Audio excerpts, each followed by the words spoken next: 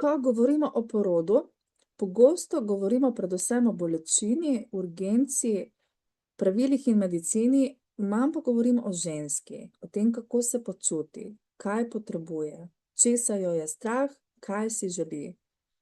Mnoge ženske sploh ne vedo, da imajo pri porodu pravico postavljati vprašanja, izraziti svoje želje in sodelovati pri odločitvah. Zato bomo danes pogledali, katere vrste poroda poznamo, kako lahko v porodni sobi povemo svoje želje in katera vprašanja je dobro postaviti porodnišnici že pred porodom. Predstavila vam bom 4 spletne strani, kjer lahko najdete koristne informacije, izkušnje in podporo pri pripravi na porod. Prva spletna stran je ta ABC zdravja in naslov članka Vrste porodov in neverjetne želje porodnic. Takole, poglejmo, kaj pravi. Vsaka bodoča mamica si želi zdrave, lepe nosečnosti, poroda brez komplikacij in zdravega otročka. S tem ciljem večina poskrbi za zdrav način življenja med nosečnostjo, obiskuje priprave na porod, spiše porodni načrt in si priskrbi dulo ali celo strokovnjaka za medicinsko hipnozo. Slovenske porodnišnice danes nudijo bodočim mamicam zelo različne vrste porodov, prav vse pa opažajo trend naraščanja zanimanja za naravni porod. Pogosto naletijo na nenavadne, tudi neuresničljive želje porodnic. Tako pravi avtorica Vesna Mlakar. Kar se tiče nosečnosti, ki ni rizična, bi moral biti porod tak, kot si ga želi ženska. Pa naj to v bolnišnici, babiški hiši ali doma, naj bo lajšan s protibolečinskimi sredstvi ali pa čisto naraven, v vodi ali na suhem, naj bo prisotna dula ali kdo drug, ki mu porodnica zaupa. V Sloveniji bi se morala zakonsko urediti tudi možnost poroda na domu, kjer bi bila prisotna izurjena babica, ki bi znala prepoznati, kdaj porodnica potrebuje pomoč v bolnišnici. Svetovna zdravstvena organizacija trdi, da je za večino porodnic najprimernejše okolje za porod dom. Žal si moramo Slovenke za tak način poroda še vedno najemati babico iz tujine. Kot ambasadorka zdravja se zavzemam za to, da bi tudi v Sloveniji ženske imele možnost izbrati porod po svoji meri. Nam zaupa Alenka Vindiš, nekdanja slovenska misica, mamica 2 otrok, diplomirana vzgojiteljica z valdorfsko specializacijo in blogerka. Skušamo se približati željam nosečnic. Zgodovina rojevanja je stara toliko kot človeštvo.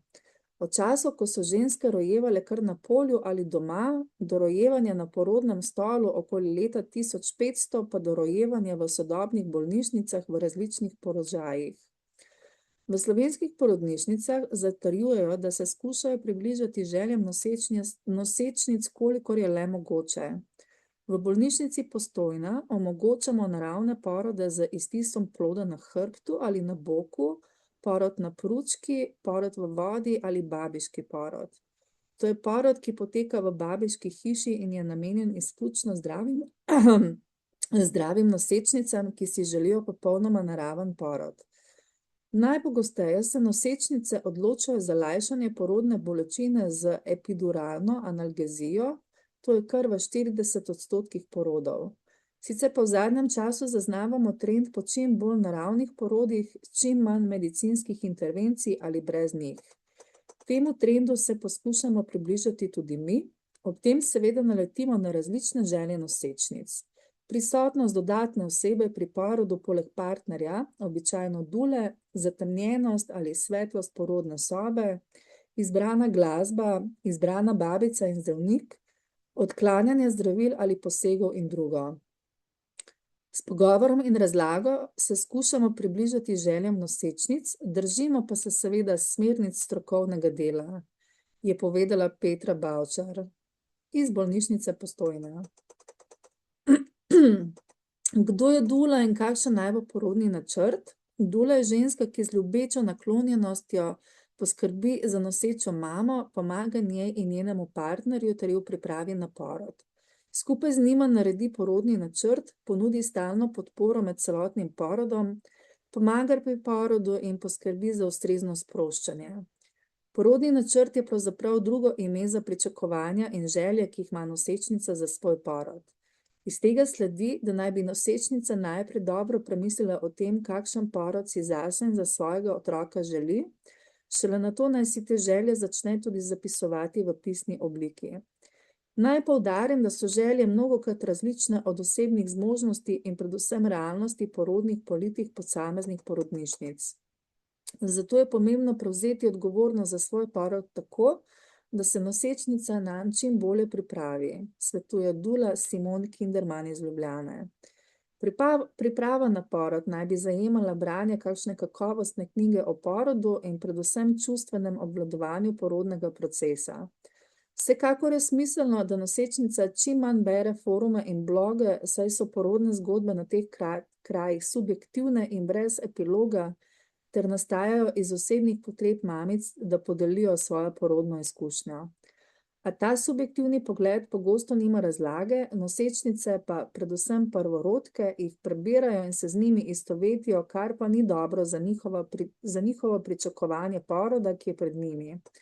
Še posvari izkušena dula.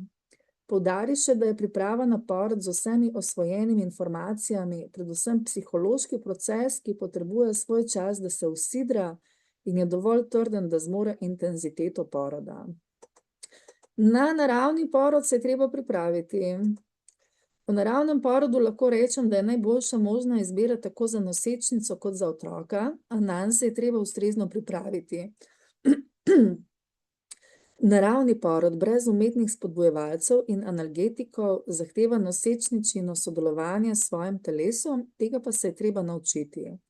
Sčasoma se je namreč izgubilo zaupanje v zmožnosti našega telesa in potrebujemo temeljito razlago, kaj poganja porod, kako ga krepimo same, zakaj popadek, kaj boli, smisel bolečine in tako dalje.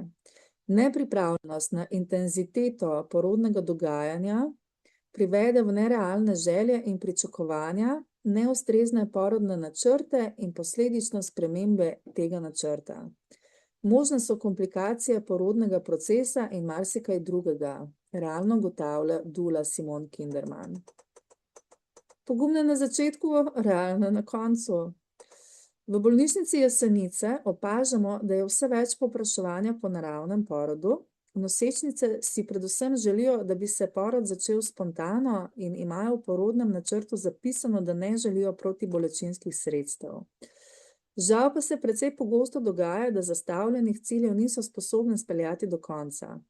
Ne vem zakaj, ampak prav ženske, ki so trdno odločene, da želijo čim bolj naravni porod, si med samim procesom premislijo in prosijo za epiduralno analgezijo, umetne popadke ali sredstvo proti bolečinam.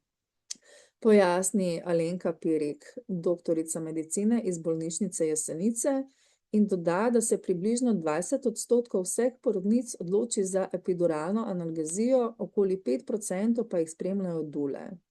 V bolnišnici Jesenice skušamo prisluhniti željam porodnice, največ jih po lastnih željah rodi na boku, nekatere kleče oziroma na vseh 4, rojevajo lahko na pručki, ob glasbi, stojijo ob letveniku ali posteli, v začetnih fazah poroda so lahko tudi na žogi. Poroda v vodi še nimamo, hipnoza pa je možna v primeru, če porodnica pripelje s seboj nekoga, ki pomaga na ta način, razloži Alenka Pirih. In kakšne so nenavadne in nerealne želje porodnic? Pojavljajo se tudi nenavadne želje porodnic, ki včasih niso izvedljive. V porodnem načrtu recimo zapišejo, da bi želele, da se otroka, če pride do zapletov, oživlja na prsih. Najbrž si ne predstavljajo, kako poteka oživljanje otroka. To je resen zaplet in tega ne moremo početi na prsih porodnice. Precej nenavadna je tudi želja, da porod spremlja starejši otrok porodnice. Morda starši na to gledajo, kot da gre za neke vrste družinski dogodek, ki ga želijo doživeti skupaj, ne razmislijo pa o tem, da je lahko tak dogodek za otroka tudi svojevrstna travma. To bi vsekakor znali najbolje utemeljiti pedopsihiatri, pove Alenka Pirih in našteje še nekaj primerov, v katerih je treba slediti zdravniku in ne lastnim željam.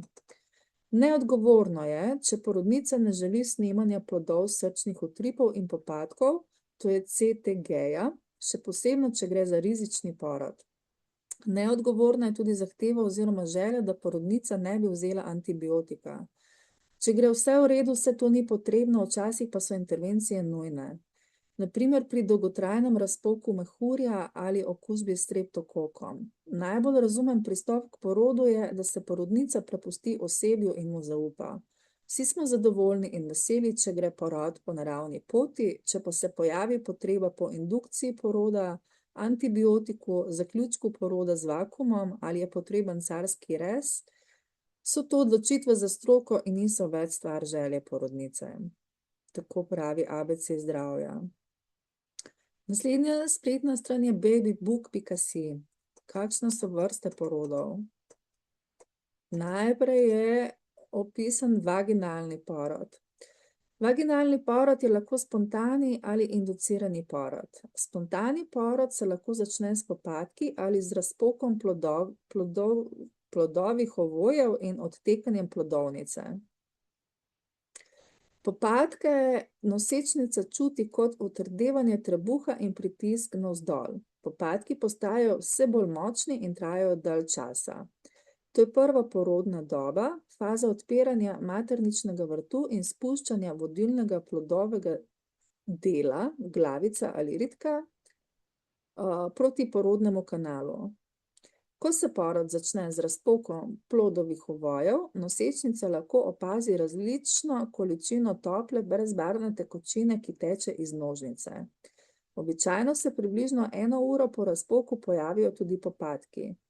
Druga porodna doba je faza iztisa ploda, ko je najbolj pomembno sodelovanje med babico in nosečnico. Babica v tej fazi varuje presredek. Če je otrokova glavica prevelika ali oseba, ki vodi porod, to je babica ali porodničar, oceni, da je tkivo presredka trdo in neelastično, se lahko odloči za epiziotomijo. Epiziotomija je rez, ki se naredi v področju presredka s škarjami z desne ali leve strani od vhoda v nožnico. Naredi se v času, ko vodilni plodov del presredek maksimalno raztegne, zato nosečnice običajno tega ne čutijo. Porod je lahko v glavični ustavi, vodijo ga običajno babice, ali v medenični ustavi. Plod se poraja z ritko naprej, vedno ga vodi porodničar. Po rojstvu otroka se porodi posteljica in je to tretja porodna doba. Porodnica ostane nekaj ur v porodni sobi na opazovanju, dokler se maternica ne skrči in krvavitev zmanjša, kar je četrta porodna doba. Kaj je inducirani porod? To je porod, ki ga sprožijo strokovnjaki zaradi različnih vzrokov. Podaljšana nosečnost po 42. tednu, bolezni nosečnice, zvišan pritisk, diabetes na inzulinu ob porodnem terminu, bolezni ledvic, srca in tako naprej. Stanja, ki ogrožajo plod, zastoje plodove rasti, zmanjšana količina plodovnice in tako naprej. Stanja, ki ogrožajo nosečnico in otroka, na primer preeklampsija. Porod se lahko sproži s posebnimi učinkovinami, prostaglandini ali s predrtjem plodovih ovojev. Če je maternični vrat nepripravljen za porod, dolg in trd, se porodničar odloči za prostaglandine v obliki tablet ali gela in jih vstavi v maternični vrat, da le-ta dozori, se zmehča in odpre. V primeru, da je maternični vrat že nekaj centimetrov odprt, porodničar s posebnim instrumentom predre plodove ovoje, nato se običajno pojavijo spontani popadki. Najbolj pogosti zapleti, ki se lahko pojavijo pri vaginalnem porodu, so zastoj poroda, maternični vrat se ne odpira ali se vodilni plodov del, to je glavica, ritka, ne spušča v porodno pot zaradi velikosti ploda, neučinkovitih popadkov in tako naprej. Patološki utripi ploda, prehitro ali prepočasno bitje plodovega srca med porodom, krvavitev med porodom v fazi porajanja posteljice ali po rojstvu posteljice. V drugi porodni dobi oziroma v fazi iztisa rojstva ploda se porodničar lahko odloči za instrumentalni porod. To je porod, pri katerem se otroka porodi z vakuumom, vakuum ekstrakcija ali s kleščami. Porodničarji se za takšen porod odločajo, ko je treba otroka takoj poroditi. Plodov srčni utrip je počasen, nosečnica nima več moči, če je nosečnica srčna bolnica in ne sme tiščati, krvavitev. Zapleti, ki se lahko pojavijo po porodu z vakuum ekstrakcijo ali kleščami, so poškodbe glavice ploda, raztrganine porodne poti ali krvavitev. Kaj je carski rez? Carski rez je operacija, pri kateri se naredi prečni rez v spodnjem delu trebuha nad sramnico in se omogoči prehod v trebušno votlino do maternice. Nato se rez naredi tudi na maternici in se otroka porodi. Za carski rez se porodničarji odločajo takrat, ko naraven porod ni mogoč. Na primer, predležeča posteljica, otrok leži prečno v maternici, medenica ženske je preozka glede na velikost ploda, ali je ocenjeno tveganje manjše pri carskem rezu kot pri naravnem porodu, na primer v nekaterih primerih porod v medenični ustavi, ali je zaradi stanja nosečnice ali ploda potrebno, da se otroka porodi takoj. Carski rez je lahko nujni ali planirani. Naredi se zaradi zdravja ploda, nosečnice ali zaradi obeh. Porod s carskim rezom se zdaj v večini primerov opravi v spinalni anesteziji, kar pomeni, da je pacientka budna, da sliši prvi jok svojega otroka, ob tem pa ne čuti nobenih bolečin. Zapleti pri carskem rezu so redki, lahko se pojavijo med posegom, to je krvavitev, poškodba sečnega mehurja ali črevesja nosečnice in tako naprej, ali po posegu, krvavitev, vnetje v trebuhu, vnetje sečnega mehurja in tako naprej. Pri tem članku je sodelovala asistentka Sabrina Bušat, doktorica medicine, specialistka ginekologije in porodništva v zasebni ginekološki ordinaciji Amber. Kaj pa v sami porodni sobi? Kako povedati, kaj potrebuješ in biti slišana? Tako pravi Baby Book. Kako v porodni sobi komunicirati z osebjem, ko je največ odvisno od jasnosti, zaupanja in občutka varnosti? Kako zagovarjati svoje potrebe med porodom? Vaša izkušnja, vaša pravila. Preberite nasvete, kako komunicirati, da vas osebje razume in podpre. Se boste v porodni sobi znali postaviti zase vprašanje, ki si ga pred porodom zastavi marsikatera ženska. Kratek premislek o svojih željah, jasna komunikacija in občutek zaupanja v osebje vam lahko pomagajo, da ostanete mirni in slišani tudi v najintenzivnejših trenutkih. Ko veste, kaj potrebujete in to poveste jasno, spoštljivo in samozavestno, si ustvarite prostor, v katerem se počutite varno, podprto in vključeno v vse odločitve, ki zadevajo vaš porod. Zakaj je komunikacija v porodni sobi tako pomembna? Porod je intenzivna, čustvena in telesno zahtevna izkušnja. V takšnem trenutku je občutek nadzora in varnosti izjemno pomemben. Jasna komunikacija z babico, ginekologom in ostalim osebjem vam pomaga, da razumete, kaj se dogaja z vašim telesom, sodelujete pri odločitvah, se počutite spoštovano in slišano, zmanjšate stres in negotovost. Več o postopkih in podpori si lahko preberete tukaj. Jaz bom nadaljevala s tem, kako se pripraviti, da boste lažje izrazili svoje potrebe. Priprava pred porodom vam lahko močno olajša komunikacijo, ko boste v intenzivnem dogajanju. Napišite porodni načrt, ne kot seznam zahtev, ampak kot pregled želja. Na primer položaji, protibolečinska sredstva, farmakološka in nefarmakološka, prisotnost partnerja. Osebje ga bo upoštevalo, kolikor bo mogoče. Pogovorite se s partnerjem, naj pozna vaše želje in naj bo vaš glas, ko boste sami preveč osredotočeni na porod. Udeležite se predporodnih tečajev in šol za starše.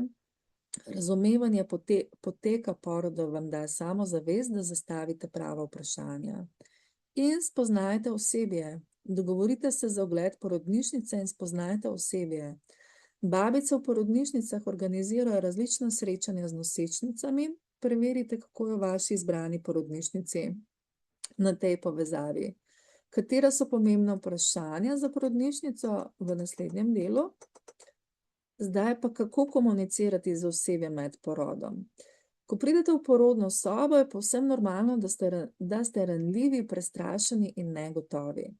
Osebje je tam, da vam pomaga in vas vodi skozi porodno izkušnjo, tako vas tudi oni lahko najboljše podprejo, če vedo, kaj potrebujete. Govorite jasno in kratko, med popadki ni časa za dolge razlage. Preprosti stavki, kot so potrebujem premor, boli me tukaj, želim vedeti, kaj se dogaja, so zelo učinkoviti. Postavljajte vprašanja. Če ne razumete postopka ali predloga, vprašajte, zakaj to potrebujem, kakšne so alternative, ali lahko počakamo nekaj sekund, minut. Spoštljivo izrazite svoje meje, če vam nekaj ne ustreza, povejte, tega si ne želim. Prosim, povejte mi, preden se me dotaknete. Potrebujem tišino. Zaupajte svojemu telesu. Če čutite potrebo po spremembi položaja, povejte. Babice so vajene sodelovanja in prilagajanja. Kakšna je vloga partnerja ali spremljevalca? Partner je vaš najmočnejši zaveznik. Njegova naloga ni voditi porod, ampak opazovati, ali so vaše želje bile upoštevane, posredovati, ko sami ne morete govoriti, skrbeti za vaš občutek varnosti in spraševati, če je kaj nejasno. Kako spremljevalec pomaga porodnici in sodeluje pri porodu, imate na tej povezavi naprej. Dobro je, da se tudi partner nauči nekaj osnovnih stavkov, kot so to je njej pomembno. Ali lahko razložite, kaj se dogaja. Ali lahko poskusimo drugačen položaj. Več o partnerjevi podpori na tej povezavi. Kako ostati mirna in samozavestna? Samozavest v porodni sobi ne pomeni, da morate biti glasni ali odločni v vsakem trenutku. Pomeni, da zaupate sebi in svojemu telesu. Dihanje vam pomaga, da ostanete zbrani in da lažje izrazite, kaj potrebujete. Vizualizacija, na primer valovi, ki prihajajo in odhajajo, zmanjša napetost. Podpora partnerja vas prizemlji, ko je intenzivno, in zavedanje, da imate pravico do informacij, vam daje moč, da vprašate, ko je treba. Kaj pa, ko stvari ne gredo po načrtu? Porod je nepredvidljiv. Če pride do situacije, ko je potrebno hitro ukrepanje, se lahko zgodi, da vaših želja ne bo mogoče v celoti upoštevati. V takih trenutkih je ključno, da vam osebje razloži, zakaj je sprememba potrebna. Vi ali partner dobite jasne informacije in se počutite vključeno, ne izključeno. In ne pozabi, če tudi se porod odvija drugače, kot ste si želeli, to ne pomeni, da niste bili dovolj odločni ali pripravljeni. Več o duševnem zdravju po porodu, o obdobju po porodu v naslednji teden. Še katera so pomembna vprašanja za porodnišnico? Kaj lahko vprašate? Tako, izbira porodnišnice je ena izmed pomembnih odločitev, ki jo boste sprejeli pred porodom. Da boste lahko sprejeli informirano odločitev, je ključnega pomena, da se v porodnišnici, kjer nameravate roditi, pozanimate čim več. Seznanite se z njihovimi praksami in navadami ter na kaj morate biti pozorni. In spodaj imamo 14 vprašanj, ki jih lahko zastavimo. Torej, pomembno je, da o porodnišnici, v kateri nameravate roditi, izveste čim več. Vprašajte, kako pogosto opravljajo carski rez in kakšno je njihovo stališče glede sprožanja poroda. Potrebovali boste tudi podatke o dostopu do porodnišnice in možnostih parkiranja ter telefonske številke. Koristno si je porodnišnico in njene oddelke tudi ogledati ter spoznati babice. Kaj vprašati babice, imate na tej povezavi. Zdaj pa seznam vprašanj za porodnišnico. Ali lahko med popadki hodite ali morate ostati v postelji? Ali nadzirajo plod stalno ali le občasno? Ali bodo na določeni stopnji poroda umetno predrli plodove ovoje?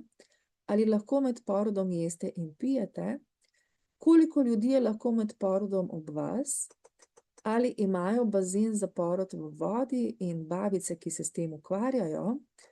Ali je epiduralna anestezija dostopna 24 ur na dan? Ali si lahko izberete položaj rojevanja? Ali bodo pri porodu prisotni tudi študenti medicine ali bodoče babice? Kolikokrat sprožijo porod in kolikokrat opravijo carski rez in kako je s tem v drugih porodnišnicah? Koliko časa boste ostali v porodnišnici, kdaj je čas obiskov in ali vas partner lahko obišče izven časa obiskov? Kolikšen delež žensk doji ob odhodu iz porodnišnice? Kako je z varnostjo? Sistemi so različni. Veliko bolnišnic ima elektronske varnostne sisteme z varnostnimi trakovi na zapestjih ali gležnjih novorojenčkov, ki sprožijo alarm, če poskuša kdo otroka odnesti iz porodnišnice. In kolikšen je delež epiziotomij in raztrganin? Nekaj podatkov in odgovorov vseh slovenskih porodnišnic imate na tej povezavi. Še več vprašanj in odgovorov pa dobite tukaj. Tako, z moje strani je to. Naprej si prepuščena sebi in srečno!